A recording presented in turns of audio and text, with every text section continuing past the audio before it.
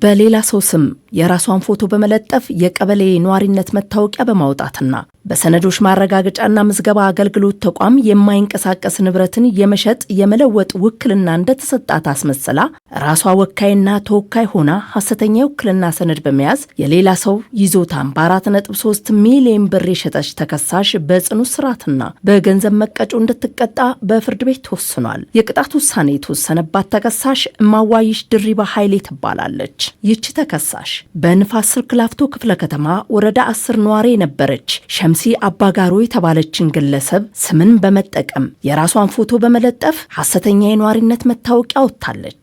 ይህንንም ሐሰተኛ የነዋሪነት መታወቂያን በመያዝ የወይዘሮ ሸምሲ አባጋሮ ስም ያለበትና የራሷን ፎቶ የተለጠፈበትን መታወቂያ ይዛ በሰነዶች ማረጋገጫ ምዝገባ አገልግሎት ተቋም በኩል ገላን ክፍለ ከተማ ሲዳ አዋሽ ወረዳ የሚገኝ 140 ካሬ ሜትር ይዞታን እንድትሸጥና እንድትለውጥ የተሰጠ የሚመስል ሐሰተኛ የውክልና ሰነድን መጠቀሟም በክሱ ላይ ተመላክቷል። ይህ ማለትም ወይዘሮ ሸምሲ እንደወከለቻት አድርጋ ራሷ ወካይ ራሷም ተወካይ በመሆን ሐሰተኛ የውክልና ሰነድ መያዟም በክሱ ላይ ተመላክቷል። በዚህ መልኩ በተጨበረበረ መንገድ የወጣ ሐሰተኛ መታወቂያና ሐሰተኛ የውክልና ሰነድ በመያዝም በ2013 ዓ.ም በፍርድ ቤት እግድ የተጣለበትን በወይዘሮ ሸምሰዲ ስም የተመዘገበ 140 ካሬ ሜትር ይዞታን በ4.3 ሚሊዮን ብር ለሶስተኛ ወገን መሸጧ በክሱ ላይ ተጠቅሷል። የሸገር ከተማ የሙስና ጉዳዮች ዳይሬክቶሬት አቃቢ ሕግ በኩል የሙስና አዋጅ ቁጥር 881/27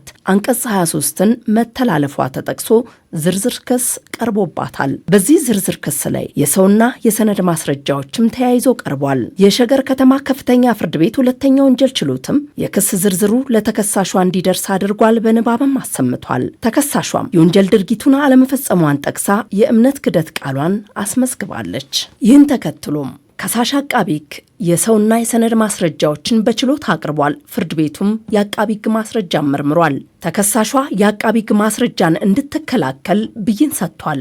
የአቃቢ ሕግ ማስረጃን በተገቢው መከላከል ባለመቻሏ የጥፋተኝነት ፍርድ ተላልፎባታል። ከዚህም በኋላ ፍርድ ቤቱ የግራ ቀኝ የቅጣት አስተያየትን መርምሯል። አቃቢ ሕግ ቅጣቱ ከብዶ እንዲጣልለት ያቀረበውን የቅጣት ማክበጃ አስተያየትና ተከሳሿ የቤተሰብ አስተዳዳሪ መሆኗን ጠቅሳ አጠቃላይ ያቀረበችውን የቅጣት ማቅለያ አስተያየትን መርምሯል ይዟል። ፍርድ ቤቱ በዚህ መነሻ ተከሳሿንም ሌላውንም ግለሰብ ያስተምራል በሚል በ9 ዓመት ከ8 ወር ጽኑ እስራትና በ3 ሺህ ብር የገንዘብ መቀጮ እንድትቀጣ ወስኗል።